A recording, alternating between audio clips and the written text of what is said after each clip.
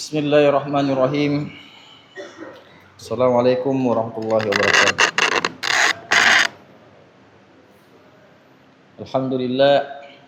Alhamdulillah rabbil alamin. Salatu wassalamu ala asyrafil anbiya wal mursalin sayyidina Muhammadin wa ala alihi washabihi wa man tabi'ahum bi ihsan ila yaumiddin. Alhamdulillahilladzi qad akhrajana nata'ijal fikr babil hija wa hatta anhum min sama'il akli kull hijab min sahabil jah hatta badas lahum syumusul ma'rifa rawal mukhaddaratiha munkashifan nahmaduhu jalla 'alal in'am alladzi qad atayna as-sihha fi syahr Ramadan bi ni'matil imani wal islam wa sallallahu alaihi wa ma damal hija yaqudu minal bahri al ma'ani lujaja. Ma'asyiral muslimin jamaah yang dimuliakan oleh Allah Subhanahu wa taala. Alhamdulillah, pada malam hari ini kita sudah hampir sepekan dalam melewati syahrul ibadah, yakni syahrul Ramadan. Maka tidak ada kata yang lebih pantas untuk kita ucapkan melainkan ucapan syukur kita atas kehadirat Allah Subhanahu wa taala karena berlimpahnya nikmatnya lah, terutama nikmat kesehatan yang diberikan kepada kita sehingga kita semua bisa melalui bulan yang penuh berkah ini, bulan ibadah ini dalam keadaan sehat walafiat. Tidak sedikit juga dari kita di sekeliling kita yang melewati bulan syahrul Ramadan ini dalam kondisi sakit. Maka mari kita doakan kepada seluruh keluarga maupun kaum muslimin yang berada di dunia. Kita doakan semoga kita semua bisa melewati syahrul Ramadan dalam kondisi sehat walafiat agar supaya kita bisa memaksimalkan ibadah-ibadah yang dianjurkan untuk kita melaksanakan di bulan suci ini. Salawat dan taslim tak lupa dicurahkan kepada junjungan besar baginda Rasulullah sallallahu alaihi wasallam yang membawa manusia dari gelapnya kejahilan menuju terangnya keislaman yang kita rasakan sekarang ini. Ma'asyiral muslimin jamaah yang dimuliakan oleh Allah Subhanahu wa taala. Pada kesempatan malam yang berbahagia ini, izinkan kami untuk memaparkan salah satu ayat di dalam Al-Qur'anul Karim. Sebagaimana kita sering dengar ayatnya dalam surah Al-Baqarah ayat 183, qala ta'ala, a'udzubillahi minasyaitonir rajim, bismillahirrahmanirrahim. Ya ayyuhalladzina amanu kutiba alaikumussyiyam kama kutiba alal ladzina min qablikum la'allakum tattaqun. Shadaqallahul adzim. Yang artinya, wahai orang-orang yang beriman, kutiba alaikumussyiyam, kata Allah, diwajibkan atas kalian untuk melaksanakan yang namanya syiyam, puasa, sebagaimana orang-orang terdahulu melaksanakannya. La'allakum tattaqun. Orientasinya apa ayat ini? Goalsnya, tujuannya apa ayat ini? La'allakum tattaqun. Mengapa kita puasa? Mengapa kita puasa di dalam bulan yang penuh berkah ini, bulan suci Ramadan? Tujuannya cuma satu. Bagaimana kita meningkatkan kualitas tattaqun, ketakwaan kita kepada Allah Subhanahu wa taala. Ma'asyiral muslimin jamaah dimuliakan oleh Allah Subhanahu wa taala. Jika kita melihat pemaknaan ayat ini lebih detail lagi secara mendalam, bahwasanya Allah Subhanahu wa taala memulai ayatnya menggunakan kalimat panggilan. Di situ ditulis termaktub dalam Al-Quran, ya ayyuhalladzi. Ya itu adalah panggilan. An-nida'u dalam bahasa Arab. Orang Arab bilang an-nida'. Nah, sedangkan panggilan dalam kebiasaan orang Arab itu beraneka macam. Tapi yang paling masyhur, paling tidak ada 3 panggilan. Ada panggilan untuk objek yang paling dekat. Maka biasa orang Arab menggunakan huruf hamzah. Jadi kalau dikaitkan dengan konteks ayatnya, Kalau Allah ingin memanggil orang yang beriman, yang imannya kuat, imannya dekat dengan Allah, harusnya Allah menggunakan ayyuhalladzina amanu. Kemudian ada panggilan yang menengah. Nah, ini imannya yang menengah. Maka sudah cocok Allah menggunakan kalimat ya ayyuhalladzina amanu. Kemudian yang ketiga ada lagi yang jauh. Itu menggunakan huruf ayya. Panggilan untuk yang jauh, imannya yang sudah, kadar imannya sudah bisa dibilang sudah mulai rusak. Sering melakukan kemaksiatan, kedurhakaan. Jika Allah ingin memanggil orang yang beriman tipikal demikian, maka harusnya Allah menggunakan ayya ayyuhalladzina amanu. Tapi mengapa dalam Al-Quran surah Al-Baqarah ayat 183 Allah menggunakan huruf ya, menggunakan huruf menengah? Ya ayyuhalladzina amanu, wahai orang-orang yang beriman. Kenapa? Karena Allah ingin menekankan kepada kita, karena Allah ingin memberikan kita suatu gambaran bahwasanya Allah tidak ingin membeda-bedakan di antara hambanya. Baik itu imannya yang tipis, baik itu imannya yang menengah, baik bahkan yang sudah jauh, sudah sering melakukan kedurhakaan kepada Allah Subhanahu wa taala. Apa kata Allah? Kutiba alaikumusiyam, laksanakanlah puasa. Begitu Allah Subhanahu wa taala mencintai kita. Yang tipis imannya akan semakin mendekat setelah mendengarkan perintah tadi, yakni kutiba alaikumusiyam, mendengarkan perintah puasa akan semakin mendekat. Yang menengah imannya akan semakin mendekat lagi, yang mendekat semakin melekat. Karena apa? Karena siyam, karena puasa di bulan yang penuh berkah ini, di bulan suci Ramadan. Ma'asyiral muslimin jamaah yang dimuliakan oleh Allah Subhanahu wa taala. Kita diperintahkan untuk puasa. Orientasinya apa? Goalsnya, tujuannya apa? La'allakum tattaqun. Tidak lain dan tidak bukan untuk meningkatkan kualitas ketakwaan kita kepada Allah Subhanahu wa taala. Nah, paling tidak di dalam meningkatkan kualitas wabil khusus di bulan suci yang penuh berkah ini ada 6 amalan, paling tidak ada 6 pahala dan amalan yang wajib untuk kita laksanakan, bahkan menjadi prioritas yang tertinggi yang harus kita laksanakan di bulan suci Ramadan. Dan ini bukanlah sebuah batasan. 6 amalan yang harus dan kita prioritaskan. Jadi ada amalan yang baik, ada amalan yang paling baik. Nah, ini 6 amalan yang paling baik yang perlu kita prioritaskan untuk dikerjakan di bulan suci yang penuh berkah ini. Maka apakah yang pertama? Itu sudah pasti. Allah berfirman dalam surah Al-Isra ayat 79, "Fatahajjad bihi nafilatan lak."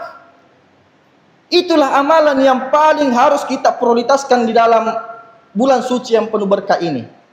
Yakni apa? Menghidupkan yang namanya qiyamul lail.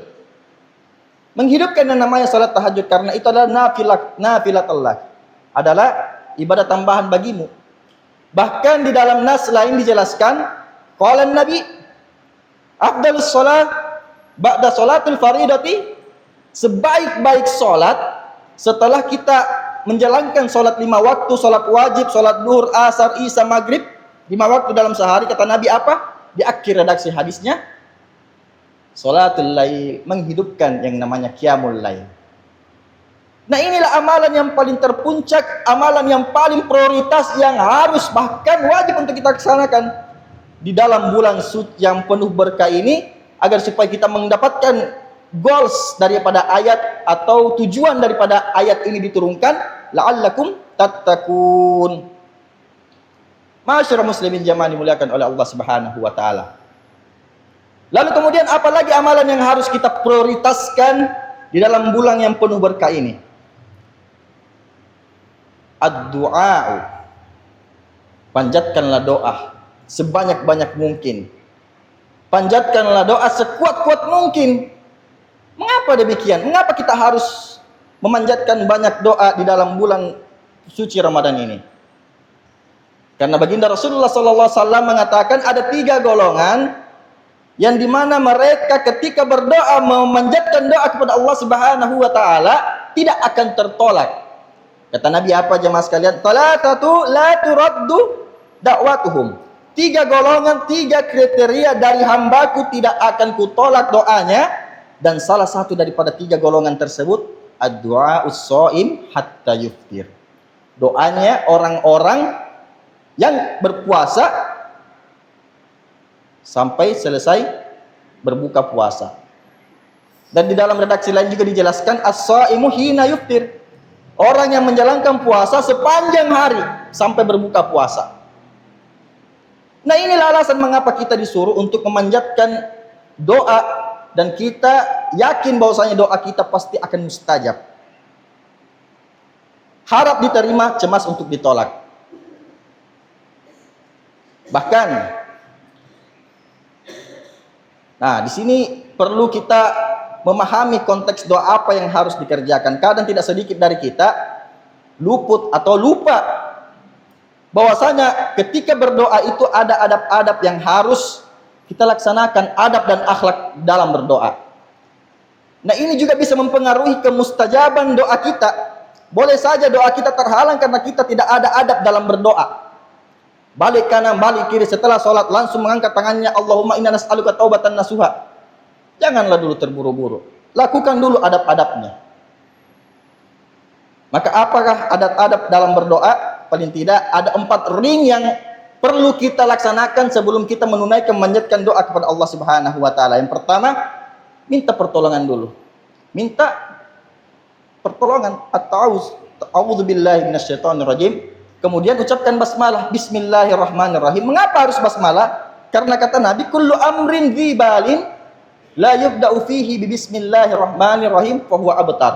Segala kegiatan, segala aktivitas, segala agenda yang positif yang kita kerjakan, kata Nabi, manakala tidak diawali, tidak didasari dengan mengucapkan bismillahirrahmanirrahim, maka itu kata Nabi wa huwa abtar, akan sia-sia di mata Allah dan Rasulnya. Jangankan pekerjaan positif. Nah, doa ini adalah salah satu pekerjaan positif. Kira-kira kalau kita berdoa tidak mendahului dengan mengucapkan basmalah, kira-kira itu akan mustajab tidak? Nah, inilah alasan mengapa kita perlu adab dalam berdoa. Lalu kemudian mengucapkan alhamdulillahirabbil alamin, puji syukur, lalu terakhir kunci dengan salawat, Allahumma shalli ala Muhammad. Barulah kita berdoa, karena di redaksi lain dijelaskan kullu du'ai mahjubun hatta yusalli ala nabi. Semua doa akan terhalang sampai kita menitipkan salawat, kita mengirimkan doa terbaik kepada baginda Rasulullah sallallahu alaihi wasallam. Barulah kita berdoa, barulah kita memanjatkan doa.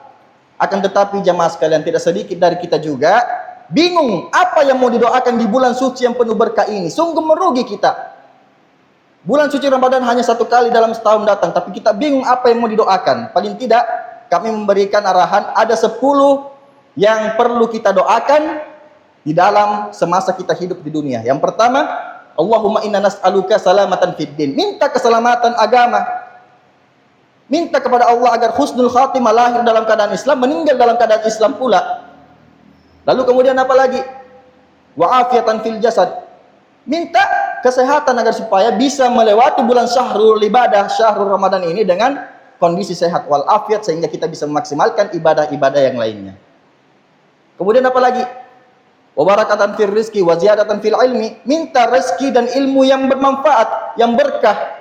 Wa taubatan qoblal maut, wa rahmatan indal maut, wa magfiratan ba'dal maut. Minta agar diberikan kesempatan untuk tobat sebelum ajal menjemput, dan rahmat dan magfirahnya ketika di yaumul hisab. Allahumma hawwin alaina fi sakaratil maut. Minta agar supaya dimudahkan ketika menghadapi yang namanya sakaratul maut, karena kita semua yakin kullu nafs zaikatul maut. Semua yang berjiwa dan bernyawa pasti akan mengalami yang namanya sakaratul maut. Mintalah itu semua. Apalagi yang diminta? Doakan diri dan orang tua. Allahumma rabbighfirli wa liwalidayya warhamhuma kama rabbayani shaghira. Lalu doakan anak istri kita. Doakan istri kita agar supaya senantiasa basah lisannya dengan kalamullah dan hadis Rasulullah. Doakan anak-anak kita agar supaya menjadi anak keturunan soleh dan soleha, senantiasa dekat dengan Al-Quran, dekat dengan agama. Allahumma rabbana hablana min azwajina wa zurriyatina qurrata ayun. Allahumma rabbana hablana minas sholihin. Lalu terakhir, jangan lupa doakan juga orang-orang sekitar kita. Allahumma rabbana atina fid dunya hasanah wa fil akhirati hasanah. Doakan orang-orang lain.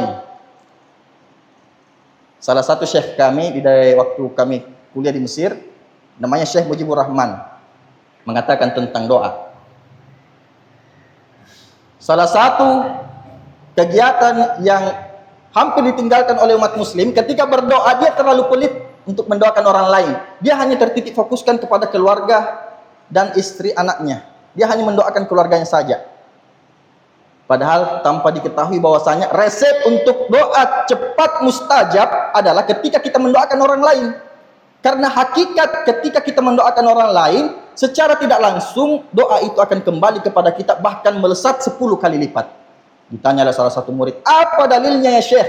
Dalilnya, man shalla alayya salatan sallallahu biha asyarah. Barang siapa, kata Nabi, barang siapa yang bersalawat, salawat itu mengirimkan doa terbaik kepada aku 1 kali, sallallahu biha asyarah, Allah akan membalasnya 10 kali lipat. Dasar dalil inilah diambil sehingga kita yakin ketika kita tidak pelit mendoakan orang lain, kita doakan kaum muslimin, kaum mukminin, wabil khusus saudara-saudara kita di Palestina, Allah mansur ikhwanal mujahidin di Palestina, secara tidak langsung itu adalah salah satu jalan untuk bagaimana doa kita cepat atau dikabulkan oleh Allah Subhanahu wa taala. Ma'asyiral muslimin jamaah dimuliakan oleh Allah Subhanahu wa taala. Lalu kemudian apalagi amalan yang perlu kita prioritaskan di dalam bulan yang penuh berkah ini?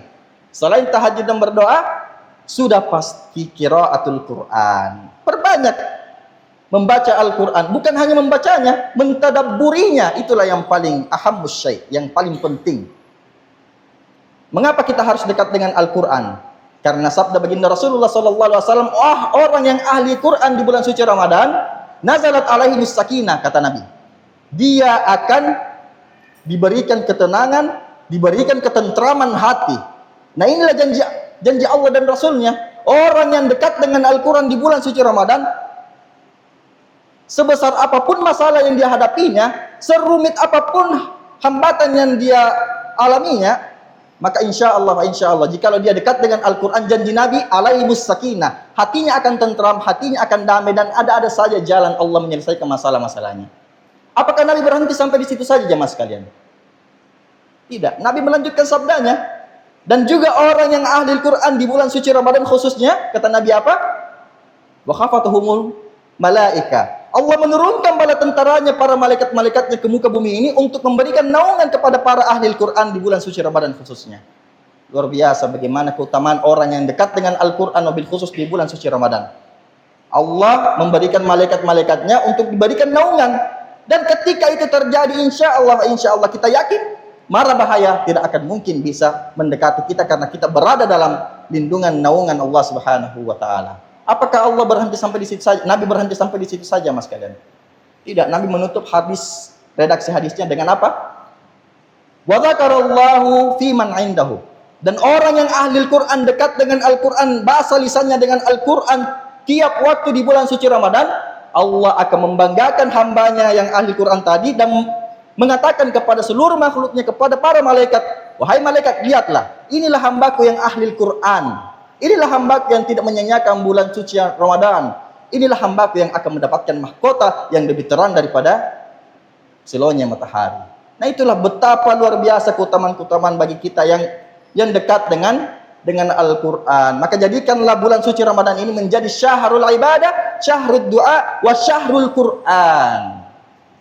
Lalu kemudian apa lagi jamaah yang dimuliakan oleh Allah, pahala yang perlu kita prioritaskan di bulan suci Ramadan adalah hablum minan nas, perbaiki hubungan sosial kesolehan antar sesama manusia. Ini juga jangan kita luput, jangan kita tinggalkan. Jangan karena mentang-mentang bulan suci Ramadan ini adalah bulan yang penuh berkah, memperbaiki hablum minallah, sedangkan kita melupakan yang namanya satu perihal yang penting juga, tidak kalah penting juga, yaitu hablum minan nas, hubungan sosial kesolehan antar sesama manusia. Jangan sampai karena bulan suci Ramadan kita hanya tertitik fokuskan hablum minallah, sedangkan ketika tetangga kita membutuhkan uluran tangan kita, kita enggan untuk memberikan pertolongan. Ketika tetangga kita meminta pertolongan, kita enggan untuk memberikan uluran tangan. Nah, ini hati-hati. Kata Nabi, jika ada tipikal kaumku seperti demikian, dia hanya tertitik fokuskan hablum minallah saja tanpa pernah memikirkan bahwasanya ada yang namanya hubungan antar sesama masyarakat, maka dia adalah kategori orang yang muflis. Kata Nabi di akhir redaksi hadis, orang yang muflis, orang yang bangkrut nanti di akhirat, turya ilan nar, dia akan campakkan ke dalam api nerakanya Allah Subhanahu wa taala. Lalu kemudian apa lagi amalan selanjutnya? Yaitu berburu atau mengejar yang namanya Lailatul Qadar. Mengapa demikian? Karena di dalam Al-Quran jelaskan khair min alfi syahr. Orang mendapatkan keutamaan Lailatul Qadar maka dia ibarat telah beribadah selama 1000 bulan atau kurang lebih 80 tahun. Jadi usahakan semoga di dalam kehidupan kita masing-masing di antara kita bisa mendapatkan minimal 1 kali dalam seumur hidup yang namanya Lailatul Qadar. Apa ciri-ciri orang mendapatkan Lailatul Qadar? Yaitu menjalankan 5 prioritas tadi yang barusan kami sampaikan di dalam bulan suci Ramadan. Menjalankan, menghidupkan qiyamul lail, menghidupkan tahajud, menghidupkan dekat dengan Al-Quran, senantiasa bahasa lisannya, tadabbur dengan Al-Quran, bagus hablum minan nasnya, maka insya Allah dia akan mendapatkan yang namanya Lailatul Qadar, kita yakin. Dan sehingga tahapan amalan prioritas yang wajib kita laksanakan setelahnya adalah istiqomah di dalam menjalankan amalan-amalan yang lain. Maka insya Allah di akhir redaksi ayat yang barusan kami bacakan, la'allakum tattaqun, maka insya Allah kita termasuk daripada kategori orang-orang yang sedang meningkatkan ketakwaan kita, kualitas takwa kita, karena kita melaksanakan beberapa tahapan-tahapan amalan yang diprioritaskan di bulan suci Ramadan. Semoga dengan cara singkat ini bisa memberikan kita pelajaran, ibrah dan hikmah, sehingga dapat memaksimalkan kita untuk melaksanakan 6 amalan yang wajib, ya, yang perlu kita prioritaskan dalam bulan suci Ramadan tadi, yakni meningkatkan qiyamul lail, dekat dengan Al-Quran, bahasa lisan kita pagi, siang, malam, membaca Al-Quran, menghatamkan Al-Quran, baik hubungan kita dengan sesama manusia, dan meningkatkan kualitas doa kembali. Semoga dengan ikhtiar kita dalam bulan suci Ramadan ini, semoga dengan qiyamul lail kita, semoga dengan puasa kita, semoga dengan bacaan-bacaan Al-Quran yang kita lantunkan tiap hari ini, semoga dengan wasilah itu semua Allah Subhanahu wa taala akan memberikan kita taufik, hidayah dan inayahnya, sehingga Allah Subhanahu wa taala akan mengumpulkan kita semua berkumpul bersama-sama di surganya kelak. Fa idza azamta fatawakkal 'ala Allah, hadanallahu yakum jami'an. Assalamualaikum warahmatullahi wabarakatuh.